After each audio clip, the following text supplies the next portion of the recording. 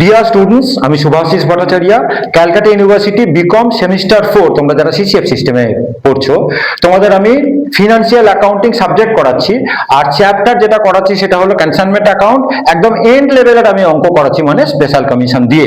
তো অঙ্কটাকে আমি পড়াচ্ছি, আগে পড়ে দিচ্ছি অঙ্কটাকে। যথারীতি যখন আমার চ্যানেলে আমি আপলোড করব, তোমরা ডেসক্রিপশনে গেলে লিঙ্ক থেকে এই অঙ্কটাকে তোমরা দেখতে পেয়ে যাবে। আর চ্যানেল যেটা আমার বলার কথা, আমার ইউটিউব চ্যানেলটাকে তোমরা একটু সাবস্ক্রাইব করো, একটু শেয়ার করো সকলকার মধ্যে, যাতে কিন্তু যে ভিডিওগুলো আমি দেবো সেগুলো কিন্তু তোমাদের সকলকার কাছে তার নোটিফিকেশনগুলো আগে পৌঁছয়। আর যে অঙ্কগুলো করিয়ে দিচ্ছি, কিন্তু দেখো এই 3-4টে অঙ্ক করিয়ে দেবো, এখান থেকে তুমি পরীক্ষার সব অঙ্ক তুমি করতে পারবে। ঠিক আছে, তাহলে অঙ্কটাকে আমি প্রথমে একটুখানি পড়ছি। দেখো কি বলেছে। বলছে যে A Mohol sends goods on consignment to B Sohel. আচ্ছা, তাহলে এ মহল হলো কনসাইনার। দ্য টার্মস আর দ্যাট সোহেল, আগে আমি তোমাদের ভিডিওটা ছোট করার জন্য আর কি অ্যাকাউন্টগুলোকে কিন্তু আমি টেনে রেখে দিয়েছি। একটা কনসাইনমেন্ট অ্যাকাউন্ট খুলেছি, একটা কনসাইনির অ্যাকাউন্ট খুলেছি, একটা কনসাইনমেন্ট ডেটাস অ্যাকাউন্ট খুলেছি। কেন কনসাইনমেন্ট ডেটাস অ্যাকাউন্ট খুললাম তোমাদেরকে আমি সব বলে দেবো। আচ্ছা, তো বলছে এ মহল তোমার বি সোহেলকে গুড সেন্ড করেছে। বলছে দ্য টার্মস আর that Sohel will receive 10% commission on the invoice price. পরিষ্কার বলেছে হুইচ ইজ কস্ট প্লাস 25%। মানে ইনভয়েস প্রাইস অবধি, যেটা ইনভয়েস প্রাইস অবধি ও 10% কমিশন পাবে। ঠিক আছে, Sohel will receive 10% commission on the invoice price. এটার মানে কিন্তু invoice price of good sold, তার উপর 10% কমিশন পাবে।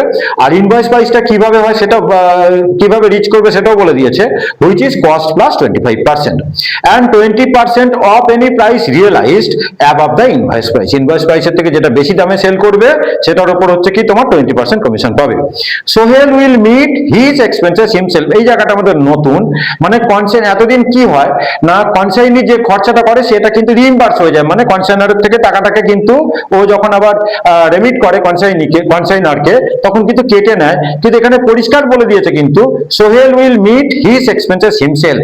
তার মানে আমাদের কনসাইনি যে খরচাটা করবো ও পার্সোনালি খরচা করবে, সেটা কিন্তু অ্যাকাউন্টের মধ্যে আমরা কিন্তু কনসাইনির খরচাটাকে আমরা কনসিডার করবো না। এটা নতুন জিনিস, এই জায়গাটা কিন্তু আমাদের ছিল। ইন জেনারেল কিন্তু আমাদের অঙ্কেতে কনসাইনির খরচা কিন্তু তোমার টু কনসাইনি করে বসে কনসাইনমেন্ট অ্যাকাউন্টে। ঠিক আছে, কিন্তু যে কারণ কি, ওখানে খরচাটা কিন্তু রিইম্বার্স করে নেয় কনসাইনারের থেকে। তো ঠিক আছে, তো এবার বলছে Mahal sent goods whose cost was rupees 16,000 and spent rupees 1,500 on freight forwarding etc. তাহলে গুড সেন্টার কস্ট বলে দিল আর কনসাইনারের খরচা বলে দিল। Sohel accepted a bill for rupees 16,000 immediately on receiving the consignment. মানে এটা সোহেল মানে কনসাইনারকে তোমার অ্যাডভান্স দিয়েছে বিলেতে। His expenses 200 as rent and 100 as insurance, এটাকে আমরা কনসিডার করব না। Sohel sold 3/4 of the goods for rupees 19,500. Part of the sales were on credit, কিছুটা ক্রেডিট সেল আছে, and one customer failed to pay 400. তো বলেছে ওরা so necessary accounts in the books of Mohol and Sohel. দেখো দুজনকার বইতেই কিন্তু ওরা আমাদের account খুলতে দিয়েছে।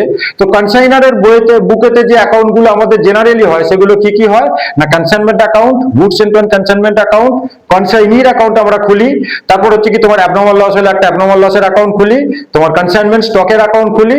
আর যদি ক্রেডিট সেল হয় আর ডেল ক্রেডিট কমিশন যদি না দেয়, সেক্ষেত্রে কিন্তু কনসাইনারের বুকেতে একটা কনসাইনমেন্ট ডেটাস অ্যাকাউন্ট করা হয়। যেই কারণে আমি কিন্তু কনসাইনারের বুকেতে একটা কনসাইনমেন্ট ডেটাস অ্যাকাউন্ট খুলেছি, যেহেতু এখানে ডেল ক্রেডিট কমিশন দেয়নি এবং ক্রেডিট সেল আছে।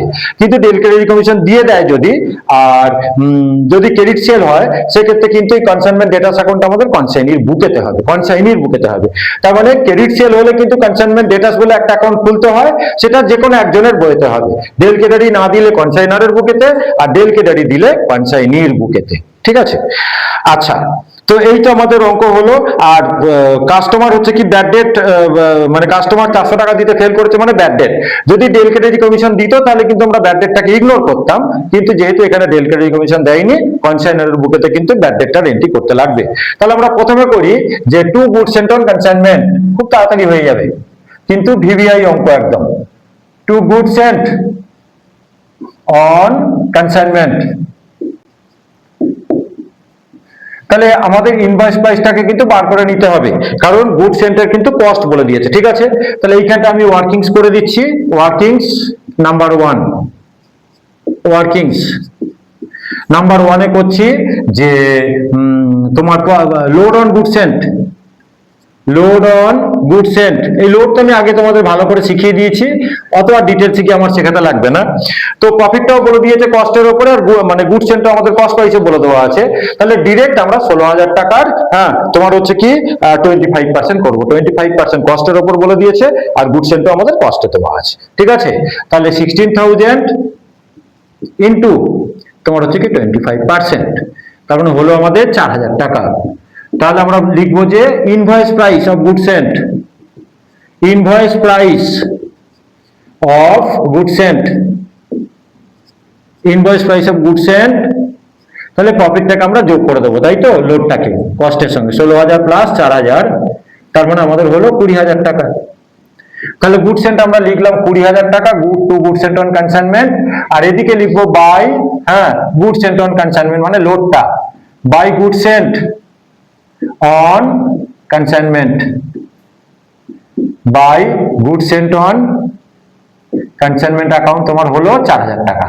ঠিক আছে, এবারে কনসাইনারের খরচা দেওয়া আছে, দেখো টু ব্যাংক, কনসাইনারের খরচা আমাদের দিয়ে দেওয়া আছে 1,500 রুপিস, টু ব্যাংক বলে আমি লিখে দিলাম, এখানে কিন্তু আর কোনো ন্যারেশন আমি দিলাম না, কনসাইনারের খরচা হয়ে গেল।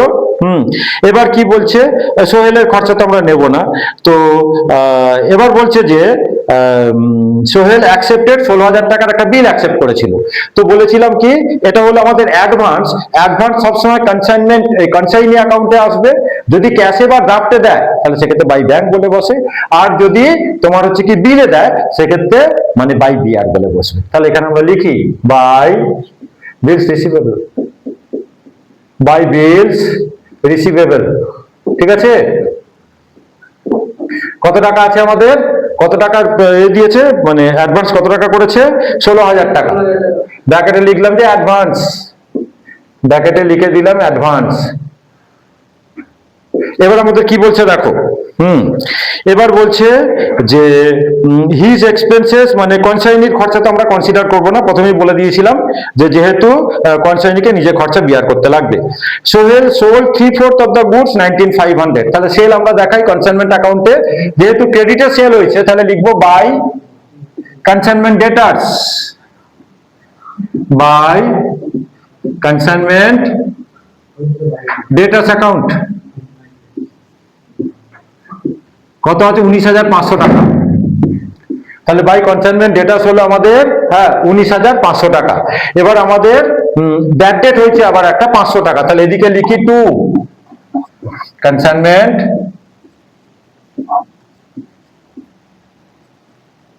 ডেটাস অ্যাকাউন্ট, ব্র্যাকেটে লিখলাম ব্যাড ডেট, ব্যাড ডেট 500 টাকা। তাহলে মানে কনসাইনমেন্ট ডেটাসে আমরা লিখি যে to consignment account, to consignment account আমাদের হচ্ছে কত 19,500 টাকা, আর ব্যাড ডেটটা এইদিকে আসবে by consignment account, by consignment account. এবারে কনসাইনমেন্ট ডেটাস অ্যাকাউন্ট আমরা কি দিয়ে ক্লোজ করব না, বাকি টাকাটা আমরা ধরে নেব যে কনসাইনি কালেক্ট করে কনসাইনারকে দিয়ে দিয়েছে, তাহলে ডিফারেন্সটাকে লেখো by Sohel, by Sohel account. তাহলে কত হচ্ছে আমাদের 19,000 টাকা। ঠিক আছে, তাহলে আমাদের হলো 19,000 টাকা। তাহলে এটা সোহেল অ্যাকাউন্ট আমরা লিখবো, সোহেল আমরা লিখছি যে to consignment debtors account, to consignment debtors account. কত টাকা আমাদের আছে 19,000 টাকা হয়ে গেল, আর বাকি নেই বিশেষ। এবার আমাদের কি করতে হবে না, কমিশনটাকে বার করে নিতে লাগবে। কমিশন কি বলেছে না 10% ও পাবে হচ্ছে কি ইনভয়েস প্রাইসের উপরে, ইনভয়েস প্রাইস মানে কিন্তু invoice price of good sold. তাহলে এখানে আমি লিখছি যে ওয়ার্কিংস নাম্বার 2 দিয়ে এখানে আমি লিখছি যে commission, calculation, calculation of commission, commission payable, payable. তাহলে দুটো পার্টে আমরা করব, একটা করব invoice price of good sold, আর একটা করব গুড সোল্ড মানে good sold at invoice price, আর একটা করব good sold above invoice price. ঠিক আছে, তাহলে এখানটা লিখছি goods sold at invoice price. এটা কিন্তু ভিবিআই অঙ্ক, good sold at invoice price. তাহলে আমাদের ইনভয়েস প্রাইস ছিল তোমার 20,000 টাকা, আর 3/4 গুডস আমাদের সেল হয়েছে, তার মানে 15,000 টাকা। এটাই হলো আমাদের invoice price of good sold. তাহলে এবার আমরা লিখবো গুড সোল্ড, আর 2 মিনিট লাগবে। Good sold above invoice price, good sold above invoice price. তাহলে অ্যাকচুয়াল সেল আমাদের ছিল 19,500, তার থেকে আমরা লেস করে দেবো 15,000, ঠিক আছে? তাহলে হলো আমাদের 4,500। তাহলে এবারে দেখাই যে কমিশনটা পাবে ওরা কত, এই 15,000 টাকা, মানে যেটা ইনভয়েস প্রাইস অবধি যেটা সেল করেছে তার উপর 10%, আর ইনভয়েস প্রাইসের উপরে যেটা সেল করলো 4,500, এটার উপর কত বলেছে ওরা, 20%, নাকি? হ্যাঁ, 20% of any price realised above the invoice price. তাহলে এটার উপর 20%, ব্যাস হয়ে গেল। তাহলে হলো কত, এটা 1500, আর এটা হলো আমাদের কত টাকা, 900। তার মানে তোমার হলো 2400। তাহলে কমিশন লিখবো আমরা এখানে টু সোহেল, হ্যাঁ ব্র্যাকেটে লিখলাম কমিশন, আর শুধু স্টকটা করলেই আমাদের হয়ে যাবে, 2 মিনিট লাগবে।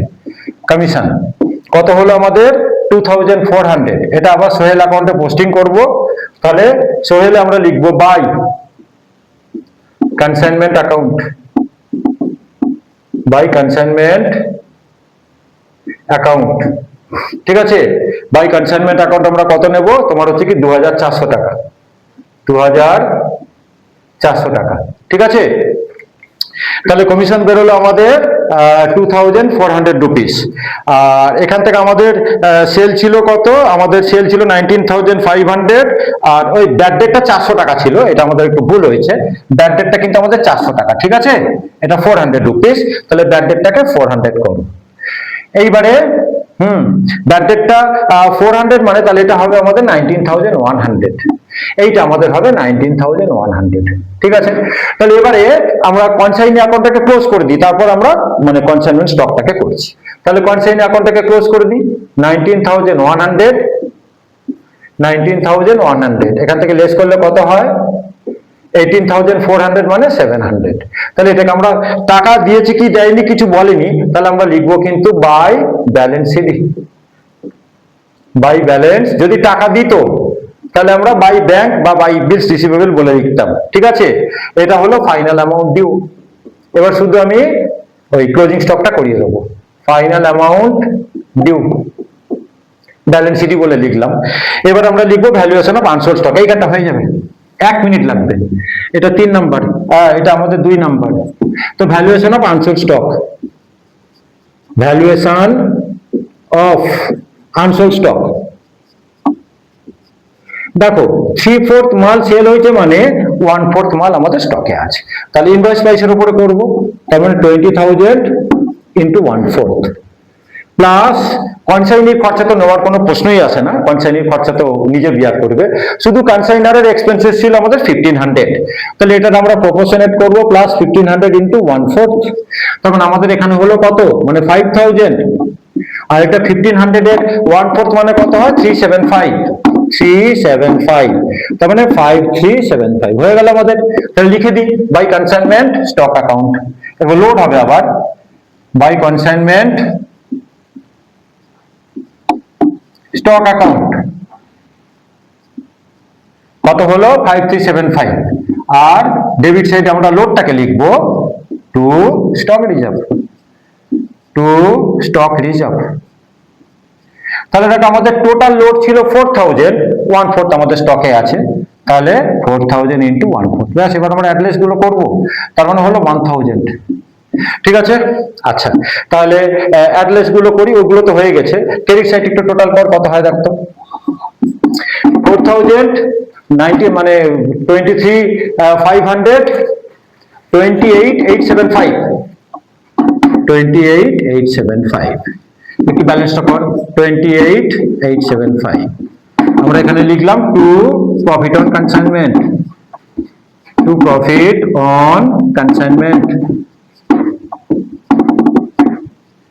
3575 হয়ে গেল আমাদের অঙ্কটা। ভীষণ একটা ইম্পর্টেন্ট অঙ্ক, একদম স্পেশাল কমিশন দিয়ে করে দিলাম।